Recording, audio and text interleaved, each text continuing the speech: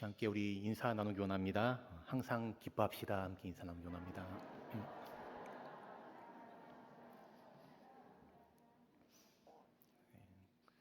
우리가 살아가다 보면 참 기뻐하기 쉽지 않은 일들이 참 많은데 우리가 항상 주 안에서 주님으로 인해서 기뻐하는 그런 저와 우리 여러분 모두가 되시기를 간절히 축복합니다. 오늘 우리가 빌립보서 말씀 읽었습니다. 근데 이 빌립보서는 그 사도 바울이 지금 그 로마의 감옥에서 쓴 옥중 이 서신입니다. 빌립보 이 지역은 사도 바울이 환상 가운데 마게도냐 사람이 와서 도와달라고 하는 그 환상을 보고서 이제 바울이 가게 된 그 마게도냐 지방의 그 첫 번째 도시였고, 이제 바울이 2차 전도 여행을 할 때에 이제 유럽 대륙에서 첫 번째로 세운 그러한 교회가 바로 이 빌립보 교회입니다. 사도행전 16장을 보게 되면 이제 바울이 그 자주장사 루디아를 만나게 되고 이제 그녀의 집에서 가정에서 이제 교회가 시작되어지게 됩니다. 그리고 바울이 이 점치는 이 귀신 들린 여종을 치료하고 회복하는 그 일을 통해서 많은 매를 맞고 이제 감옥에 가게 되죠. 그리고 그 감옥 가운데에서 이 간수를 만나는데 그 간수가 바울의 복음을 듣고 구원받는 그런 놀라운 역사도 또 경험하게 됩니다.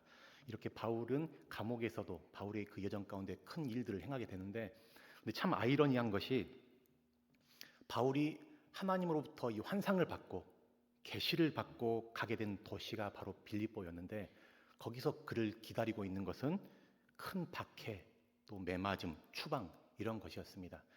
우리가 살아가면서 하나님께 때로는 많은 기도를 하고 또 간절히 구하고 하나님의 인도를 받아서 움직였는데, 분명한 인도를 받아갔는데 거기에 많은 고난이 있고 또 시련이 있고 어려움이 있는 일들을 우리가 만날 때가 있는 것이죠.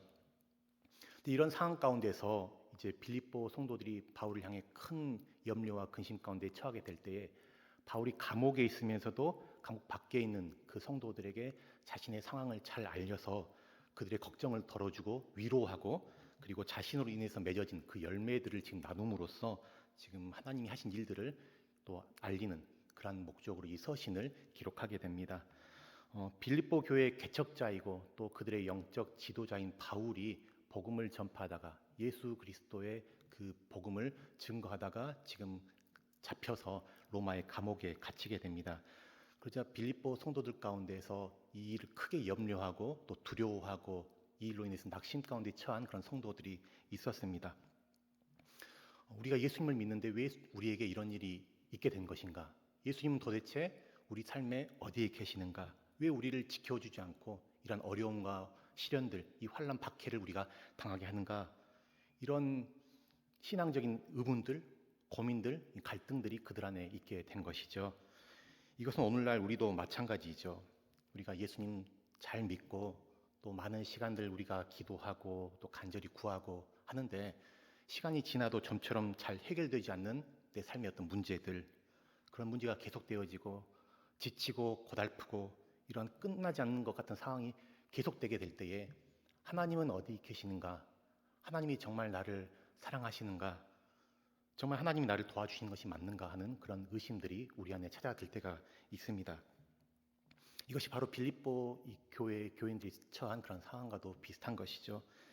실제로 많은 이 성도님들이 삶에서 어려운 일을 만나게 될 때 많이 힘들어하고 당황해 합니다. 어떤 분들은 참 성실하게 모범적으로 신앙생활을 해 오셨는데 갑작스러운 어떤 사고라든지 질병을 당하게 될 때에 신앙이 흔들리기도 하죠. 어떤 분 말을 들어보니까 열심히 기도했는데 자신의 어떤 병이 낫기를 간절히 기도했는데 병이 낫지 않자 기도해도 다 소용없다 하고서는 이 교회를 떠나게 돼버리는 그런 일들도 이야기를 들었습니다. 우리가 삶에서 당하는 이 고난들, 각자 우리의 삶에 처해 있는 이 고난들은 참 다양합니다. 질병뿐만 아니라 또 갑작스럽게 원치 않는 그런 사고를 당하기도 하고요. 또 경제적인 어려움들, 요즘 참 살아가는데 경기가 좋지 않은데 이런 경제적 어려움도 당하기도 하고, 또 자녀의 어떤 문제가 있기도 하고, 부부 간의 갈등이라든지, 또 요즘 청년들은 어떤 실업 문제라든가 또 배우자의 문제, 결혼의 문제, 여러 문제들로 많은 고민이 있는데 그런 문제들이 좀처럼 해결될 것 같이 보이지 않는 그런 상황에 처하게 될 때가 있습니다. 근데 그런 문제들이 우리에게 닥쳐올 때에 우리는 곧잘 이 시험에 빠지게 되죠. 근데 시험이란 말은 이 신앙적인 혼란에 빠진다는 것. 그러니까 우리가 신앙을 붙들고 살아가는데 그 신앙에 혼란이 오고 고민이 생기고 갈등이 생기는 그런 일들. 그래서 우리의 신앙이 휘청거리게 되는 그런 일들을 또 뜻하기도 합니다. 성도들에게 닥친 고난, 예기치 않은 어떤 그런 문제들은 자주 우리를 신앙적인 혼란으로 그렇게 빠지게 하는 모습들을 보게 됩니다. 그런데 많은 경우에 어떤 우리에게 이런 신앙적인 혼란이 찾아오게 되는 것을 보면 대부분 우리 신앙을 어떤 이 세상의 어떤 성공 여부와 결부시킬 때 그렇게 오는 것 같습니다. 쉽게 말해서 우리가 신앙생활 잘하면 이 세상에서의 어떤 건강, 또 물질적인 복, 또 성공, 사회적인 성취 이런 것들을 신앙생활 잘하면 마치 하나님의 복으로 우리가 보상받는 것처럼 그렇게 믿을 때 이런 혼란 가운데 빠지게 된다는 것이죠. 교회를 잘 다니고 신앙생활 열심히 하고 봉사하고 하면 이 세상에서 복을 받겠다고 그렇게 생각하는 성도들이 참 많이 있습니다. 이렇게 우리가 신앙을 이해할 때 우리에게 고난이 닥치게 될 때에 참 많이 어려워하고 당황스러워하는 일들을 우리가 보게 됩니다. 왜 나에게 이런 일이 닥치게 된 것일까? 왜 하나님은 나에게 도움의 손길을 뻗쳐주지 않으시는 것인가? 왜 나의 기도에 응답해주지 않는 것인가 하는 그러한 생각을 하게 되죠. 이러한 마음, 이러한 신앙을 가리켜 소위 이 부적 신앙이라고 그렇게 말합니다. 부적 신앙. 그러니까 부적을 붙여놓으면 어떤 복이 임하거나 재앙이 피해가는 그런 것으로 이해하는 것이죠. 그런데 우리의 신앙은 이 부적이 아니죠.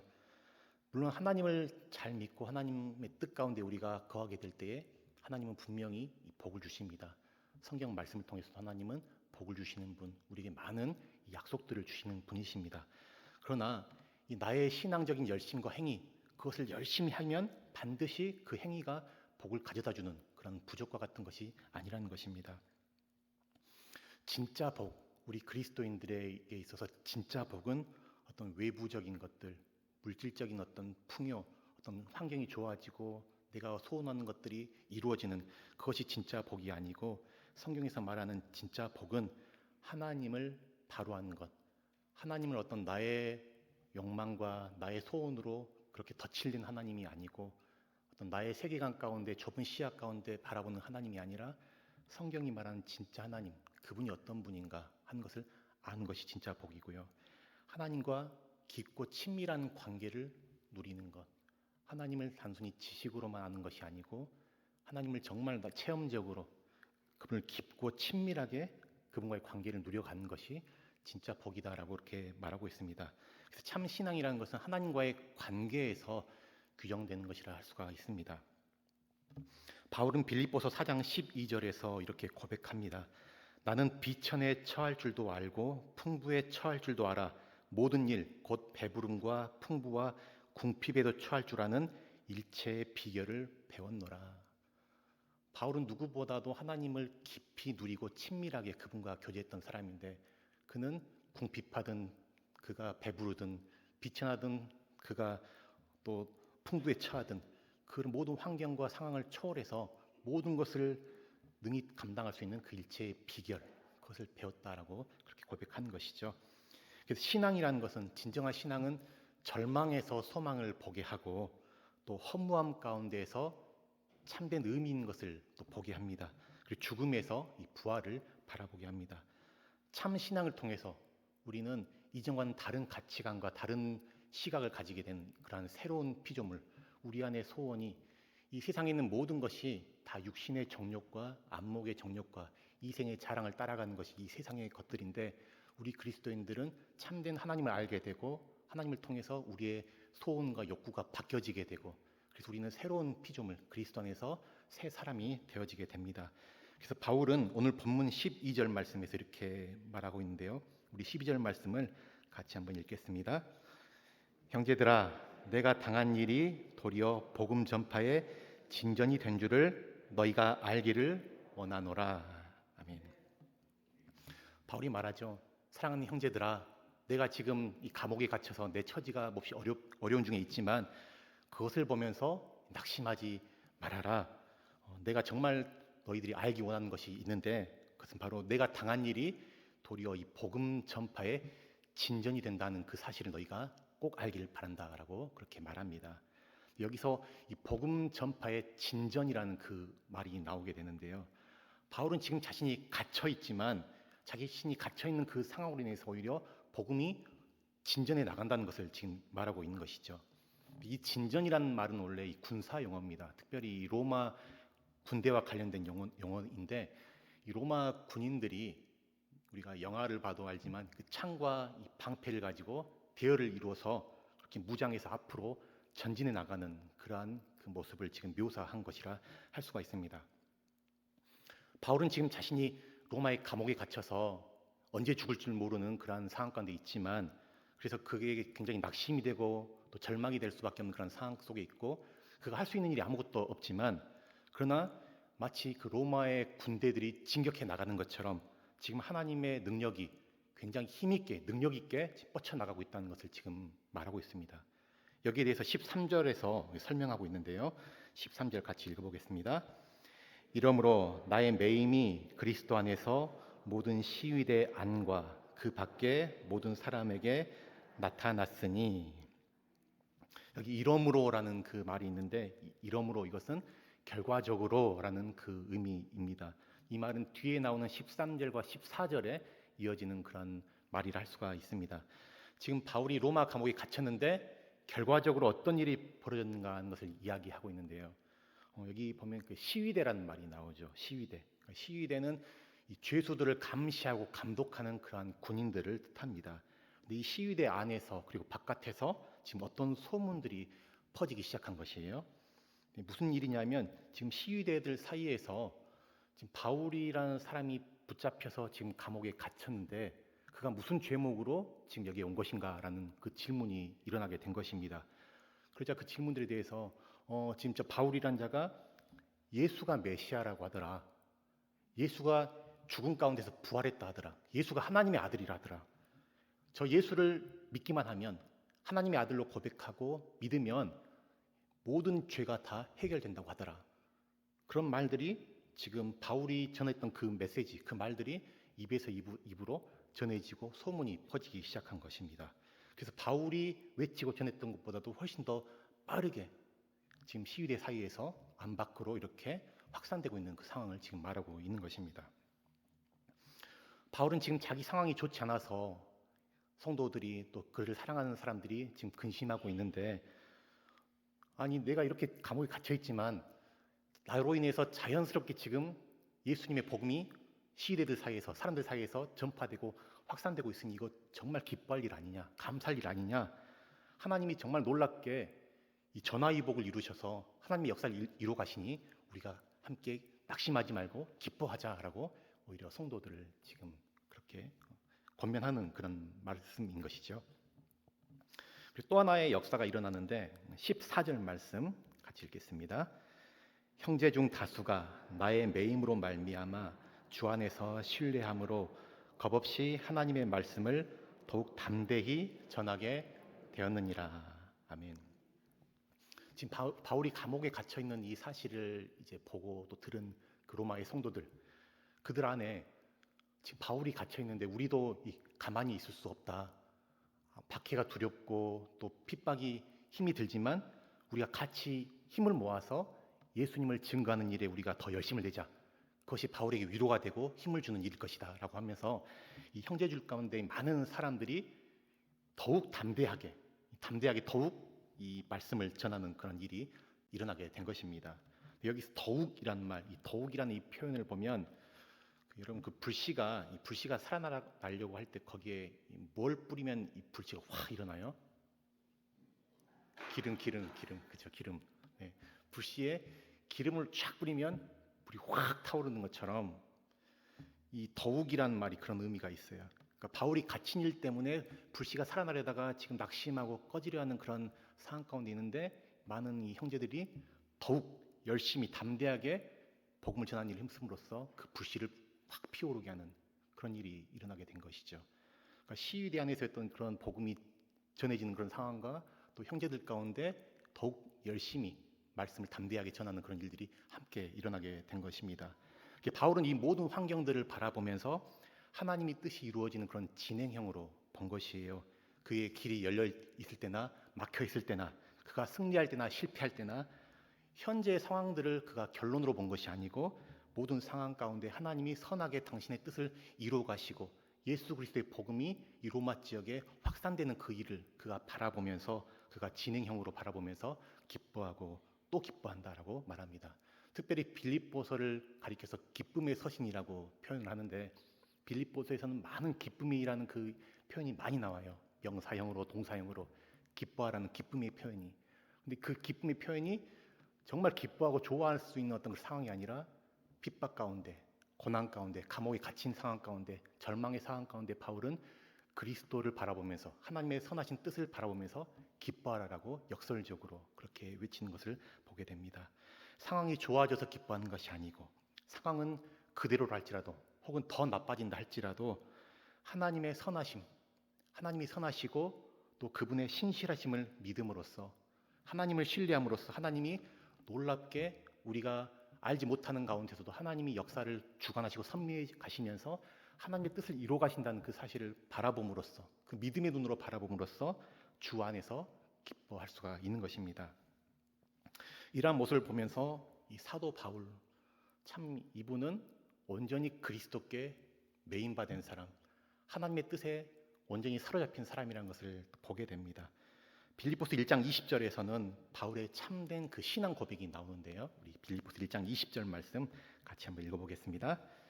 나의 간절한 기대와 소망을 따라 아무 일에든지 부끄러워하지 아니하고 지금도 전과 같이 온전히 담대하여 살든지 죽든지 내 몸에서 그리스도가 존귀하게 되게 하려 하나니. 아멘. 살든지 죽든지 내 몸에서 나의 존재, 전 존재 가운데 그리스도가 존귀하게 되게 하는 것, 이것이 바울의 소원이고 그의 어떤 이 삶의 분명한 목표였다 할 수가 있습니다. 그래서 그는 자신의 형편과 상황에 갇히고 매이지 않고 그 상황을 초월해서 하나님의 뜻이 지금 이루어져가는, 복음이 확산되는 그 일로 인해서 그가 기뻐할 수 있었던 것이죠. 정말 바라기는, 여기는 저와 또 우리 여러분 모두가 우리의 진정한 이 신앙의 목표, 우리의 소원, 이것이 단지 이 땅에서 좀 더 편하게 잘 살고 윤택하게 살고 또 안정적으로 살아가는 그것에 우리가 매여 있는 것이 아니고, 살든지 죽든지 정말 내 몸에서 그리스도가 존귀하게 되는 것, 이것이 우리의 소원이 되고 우리 신앙의 진정한 목표가 되기를 간절히 소망합니다. 이 바울의 곁에는 함께 마음을 나누고 또 기도하고 함께 힘이 되어준, 또 핍박을 함께 견뎌나가면서 복음을 함께 전했던 그런 귀한 동역자들이 있었습니다. 그 동역자들이 바울에게는 얼마나 큰 위로가 되고 힘이 되었겠습니까? 그런데 또한 그런 참 위로가 되는, 힘이 되는 사람이 있는가 하면 바울을 또 못마땅해 하고 바울을 고통 가운데 넘겨줘서 죽음에 이르게 하려고 하는 그런 사람들도 있었습니다. 그래서 15절에서는 이렇게 이야기합니다. 어떤 이들은 투기와 분쟁으로, 어떤 이들은 착한 뜻으로 그리스도를 전파하나니. 어떤 이들은 투기와 분쟁으로 그리스도를 전파하고 어떤 이들은 착한 뜻으로 그리스도를 전파한다라고 그렇게 말합니다. 착한 뜻으로 그리스도를 전파한다는 것, 이것은 순수한 의도와 그 마음으로 그리스도를 전파하는 것이죠. 바울과 함께 핍박 가운데 함께 힘을 모아서 복음을 담대히, 더욱 크게 담대히 외치는 그런 형제들, 또 바울이 법정에서 변론할 때에 그가 두려움 가운데 처하지 않도록 함께 용기를 주고 위로를 주기 위해서 바울과 함께 그리스도의 복음을 변론하는 그러한 형제들을 말합니다. 이렇게 죽음과 위협을 무릅쓰고 바울 옆에서 돕는 그러한 자들, 그러한 형제들이 바로 이 착한 뜻으로 그리스도를 전파하는 자들이라 할 수가 있습니다. 그러면 투기와 분쟁으로 그리스도를 전파하는 것은 무엇인가? 17절 같이 한번 읽어보겠습니다.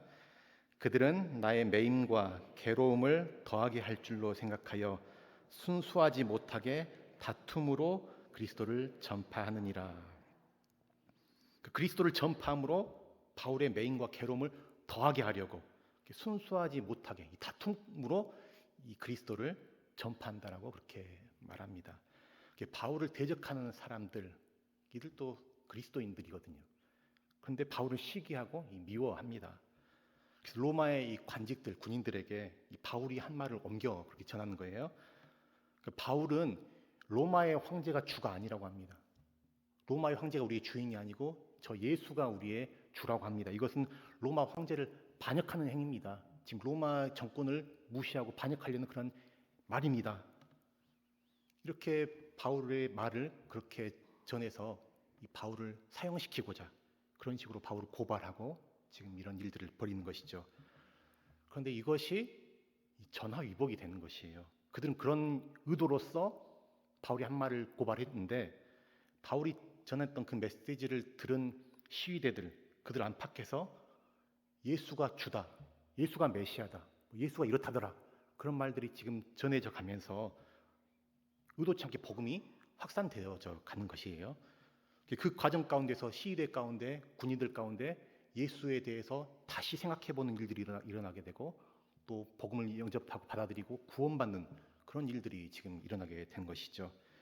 그래서 결과적으로는 그리스도가 전파되게 되는 그런 일들이 지금 감옥에 있는 바울을 중심으로 이렇게 일어나고 있는 상황입니다. 이렇게 결과적으로는 그리스도가 전파되는데 어떤 사람들은 착한 뜻으로 그리스도를 전파했고 또 어떤 사람들은 투기와 분쟁으로 괴로움을 더하게 하려고 전파했습니다. 우리가 하나님 앞에 쓰임 받는 게 참 중요한데 이 쓰임 받을 때 어떻게 쓰임 받아야 할까요? 힘들고 어려운 처지에 있는 사람에게 손을 내밀어주고 힘을 실어주고 위로하고 세우는 일에 우리가 쓰임 받아야 하겠습니까? 아니면 사람을 괴롭히고 죽이려 하는데 쓰임 받아야 하겠습니까? 그런데 이런 상황 가운데서도 이 바울의 관심은 오로지 상황들, 사람들의 말, 사람들의 행위에 있지 않고 오직 그리스도께 초점이 맞춰져 있는 것을 우리가 보게 됩니다. 바울은 내게 해가 돼도 좋고 득이 돼도 좋고 또 나를 위해줘도 좋고 나를 감옥에 가둬도 좋다 그렇게 말합니다. 그러면서 내가 정말 좋고 기뻐할 수 있는 그것은 이 사람이 내게 이렇게 하든 저 사람이 내게 저렇게 하든 그것이 아니라 정말 어떤 모양이든 간에 그리스도의 복음이 전파되는 것, 그리스도의 참된 그 생명의 복음이 확산되어서 사람들이 구원 얻고 회복되는 그 일이 일어나는 것, 이것으로 인해서 나는 기뻐하고 감사한다. 나는 이것으로 정말 만족한다라고 그가 고백합니다. 이 말이 지금 18절에 나옵니다. 18절 말씀 같이 읽겠습니다. 그러면 무엇이냐? 거칠애로 하나 참으로 하나 무슨 방도로 하든지 전파되는 것은 그리스도니 이로써 나는 기뻐하고 또한 기뻐하리라. 아멘. 우리가 각자 삶 가운데 여러 가지 또 문제들이 있고 상황들이 있고 또 기도의 제목들도 있고 그런 문제를 안고 살아가는 것이 우리 인생인 것 같습니다. 그런데 우리가 처한 어떤 문제들, 어려운 그 상황들 그것에 너무 몰두하게 되면 거기에 붙잡혀서 매이게 되어서 하나님이 신실하게 하나님의 섭리 가운데 전화위복으로 바꾸어 가시고 이 상황을 새로운 기회로 그렇게 열어가시는 것을 우리가 잘 보기가 어렵습니다. 우리가 어떤 상황에 처했든지 하나님은 우리의 아버지가 되시고 우리의 목자가 되셔서 우리를 어떠한 상황 가운데서도 내버려 두지 아니하시고 우리 모든 상황들을 합력하여서 선을 이루어 주십니다. 하나님이 선하시기 때문에 그분의 본성 자체가 선하시기 때문에 아무리 어렵고 왜곡되고 뒤틀린 상황이라 할지라도 하나님은 모든 것을 선으로 바꿔 주십니다. 우리가 이것을 믿고 나아갈 때에 그 하나님이 나의 아버지 되시고 나의 하나님 되신다는 그 사실을 믿고 나아갈 때에 지금 우리가 처한 어떤 문제와 어려움과 상황 가운데 낙심치 않고 실망하지 않고 하나님을 향해서 다시 눈을 들 수가 있는 것입니다. 어떤 상황에서도 합력하여서 선을 이루어 가시는 그 하나님을 우리가 바라보고 또 인내하면서 우리가 살든지 죽든지 내 몸에서 그리스도가 존귀케 되기를 원한다는 그것이 우리의 소원이 되고 우리 신앙의 참 목표 삼아서 그리스도 안에서 풍성한 그 은혜, 풍성한 그 생명을 누리며 선한 열매 맺어가는 그런 저와 여러분 모두가 되시기를 우리 주님의 이름으로 간절히 축원합니다.